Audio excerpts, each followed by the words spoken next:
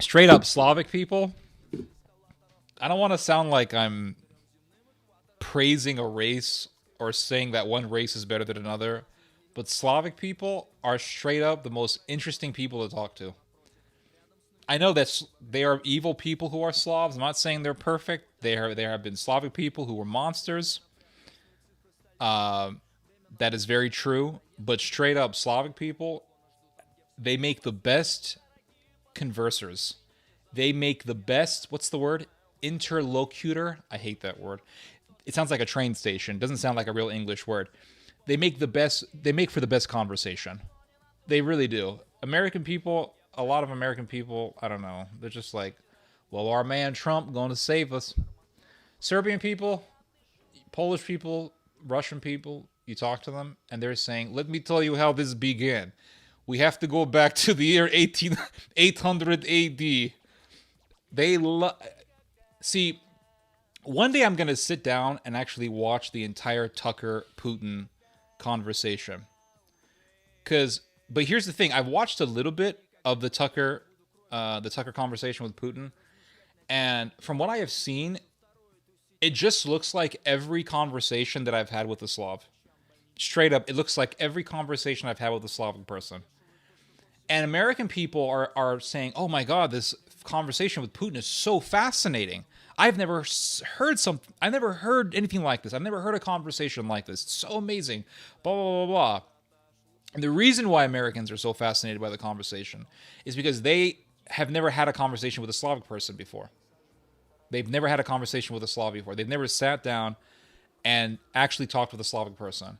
And one thing you will notice when you talk to enough Slavic people is that they are absolutely obsessed with history more than anybody. They are obsessed with history. Every Slav is an historian. Every Slav is an historian. Every Slav is an historian. Now, not every Slav is a scientist. Not every Slav is a mathematician. Not every Slav is an engineer. But every Slav is an historian. Every Slav is an historian. They all know about history. They all can tell you about what happened going all the way back to the year 800 AD, what happened in the year 849 AD when King Slavo Shmagomedov did to his estates and etc.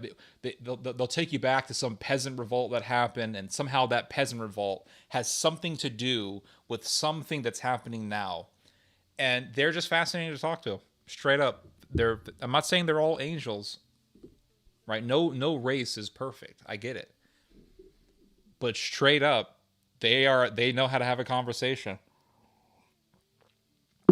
True, this is a reason why Sabaton is so popular. Yeah, exactly. And the thing I think I've noticed about Slavic people is that they don't have this. I gotta get this screen. I don't want to look at this monster. They don't have this type A personality. And what do I mean by type A? What I mean by that is when you talk to American people, I'm not saying this is bad. I'm not judging people. This is just how it is. White American people, when you talk to them, they will start giving you signs when they're not interested in talking to you anymore. And those signs, and every American knows this, those signs go something like this. Start looking at the watch. When you're having dinner with an American and they start looking at their watch, that is a polite way of saying this conversation's fucking over. That's what that means. When they start looking at their watch, they may not even have a watch. Who the hell has wristwatches anymore? Everybody has a freaking iPhone. Who the hell has wristwatches anymore? Everybody, but they just start looking at their wrist, right? That's a sign of this conversation's over. I'm tired. That's a polite way of saying it, right? Because Americans are very polite people, generally speaking, unless you're in New York or in New Jersey. New Jersey's the worst, by the way, when it comes to East Coast rudeness. But anyway, another sign that Americans give you to cue you about the conversation now being done is they start yawning. If they start yawning, that is a clear sign that the conversation is over. And it always happens when the sun goes down. When that sun goes down, that's it. They want to go home.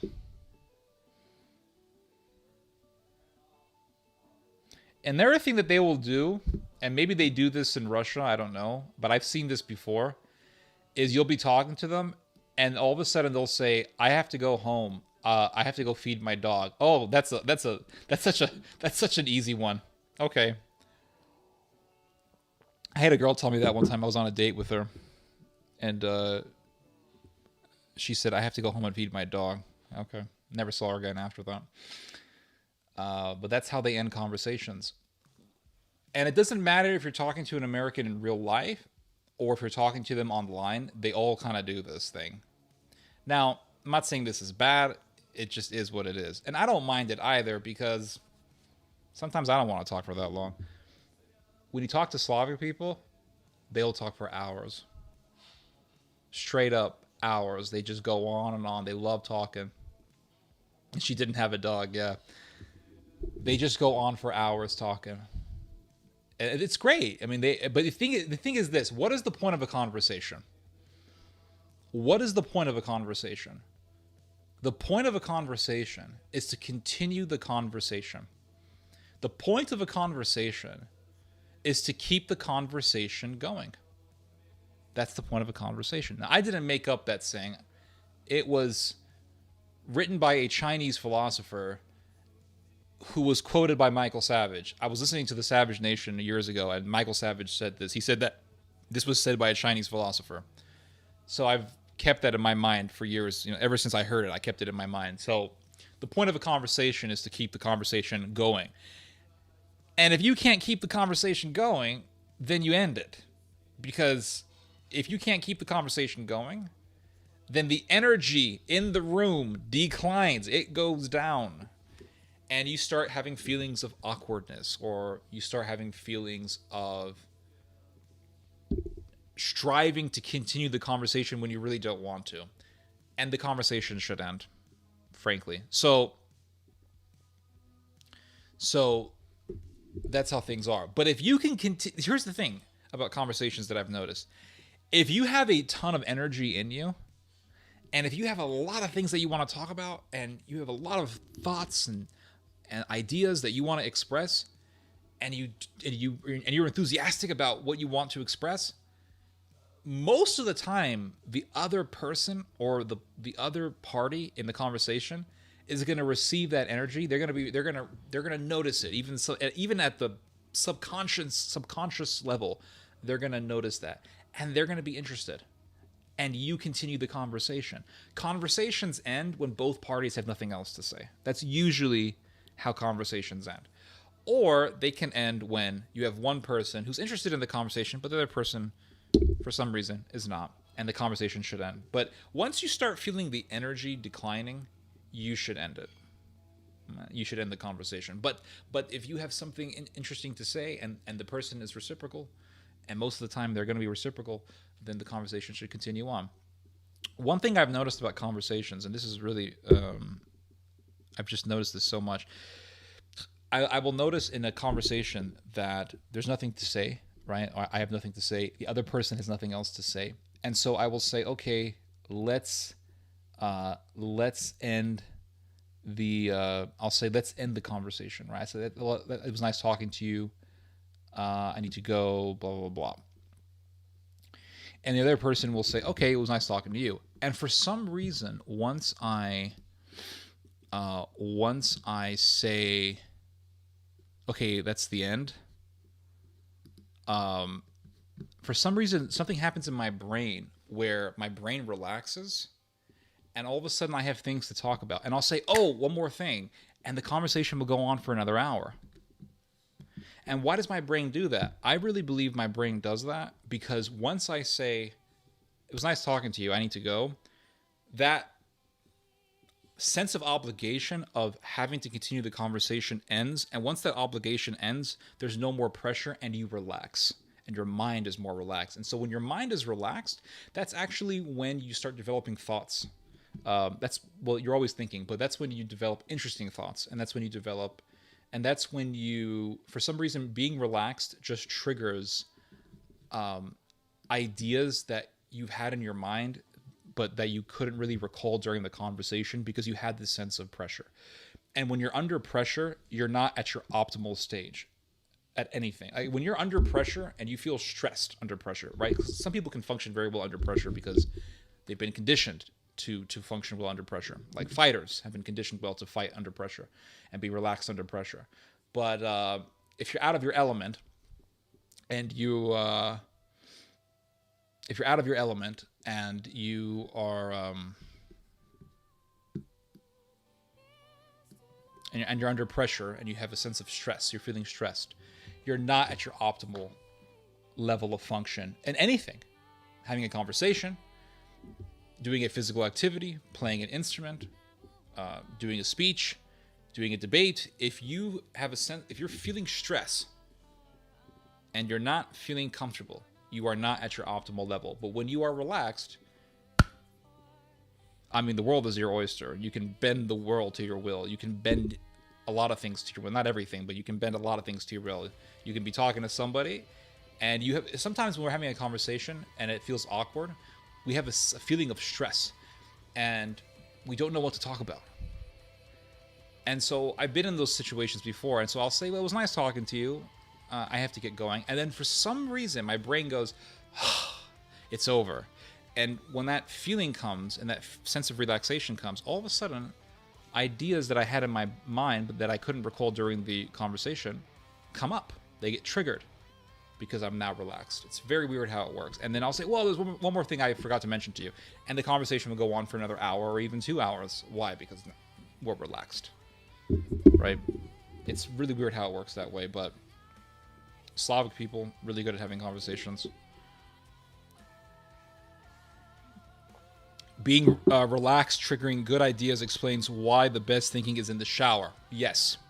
And one thing that you'll notice is if you have a debate with somebody and you didn't really do that well in a debate, but then after the debate, the best arguments all of a sudden are just flowing out of your mind. That's another observation that you've probably had with yourself. And that's another attestment to what I mean. And that is that you are at your most optimal level of functioning when you are relaxed. Same thing with anything in life. Literally anything in life. Fighting, talking, having a conversation, giving a speech, doing a debate. Doesn't matter what it is. Cooking. If you are not relaxed, you are not at your optimal level of function. When you're cooking, this is why I think if you're angry or stressed, you should not cook. You shouldn't cook. Oh, it's very therapeutic. No, it's not. You shouldn't cook. You shouldn't. I've noticed every time I have cooked when I was angry or stressed, the dish always came out like shit. Always. Why? Because you forgot something. You forgot an ingredient. You forgot to do something. You might have rushed the dish because you're not really in the mood to cook. When you are in the mood to cook and you feel very enthusiastic about cooking and you feel very relaxed, you will notice that your food tastes a hell of a lot better. Why? Because you're focused. You're in the zone. You're not thinking about leaving the kitchen. You're not thinking about finishing the dish. You're thinking about what you're doing at the moment. And when you're in the moment, that's when you're the most relaxed. I think I remember hearing this saying, it was, depression is being stuck in the past, anxiety is being stuck in the future, but peace is to be in the present. And it's very true. That's true. When you're stressed and you can't cook, you just can't do it. Your dish will come out like garbage. Every time. I've never had a good dish. I have never made a good dish when I was upset. It just doesn't happen. I have never made a good dish. I've never had a good dish come out that I made when I was upset about something. It just doesn't happen. It just doesn't happen. So when you're happy, and when you're relaxed, and when you're calm, when you're enthusiastic, this music might be a little bit too loud. When you're relaxed, you will notice that your dishes come out better because you're focused. You're in the moment. You're not even thinking about finishing the dish. You're just thinking about cooking. Oh, and you're thinking, wow, this dish, man, this will come out really good if I add a little bit of smoked paprika, a little bit of tomato, a little bit of parsley, herbs, something. Add a little bit of butter here. Let's add a little bit of chicken stock here. Let's do this. Let's do that. Let's do this. And the dish comes out amazing because you're relaxed. That's just the bottom line. You are relaxed. There was this great interview that I watched. It was with the guy who founded Panda Express. Now, if you guys have never had Panda Express and you live in the United States, or Panda Express is international now, so you may actually have it in your country. But if you have never had Panda Express, you're missing out. You need to have some Panda in your life because it's amazing. And those Chinese Americans who say that's not real Chinese, fuck those people. Really, it's Chinese. I don't give a damn. Anyway, who gives a shit? It's not real Chinese. Yeah, you have these Chinese Americans who are so racist that they get mad when a Chinese guy becomes a billionaire from giving Chinese food to non-Chinese people and making $1 billion from actually making mainstream Chinese food for non-Chinese populations. They just get pissed off about that for some. Like, that's not real Chinese. That's not real Chinese. Really? Really? I've seen videos from China of some people eating cockroaches, eating centipedes. I guess that's real Chinese, right? So just lay off. Get off. Just get off your high horse for a second here. Not real Chinese. Piss off. But anyway, the guy who founded P.F. Chang's, he did an interview, I think with 60 Minutes, and he said that the greatest ingredient is love. And the interviewer said, but you can't eat love. And he said, yes, you can. Yes, you can. Now, if you don't like if you don't like Panda Express, okay, whatever. I really don't care. But he was right. You can actually eat love. Yes, Vor is in the background. Thanks to you, by the way. I am now a Vor fan, by the way, and I'll get more into that in a little bit later. But you can actually eat love. How?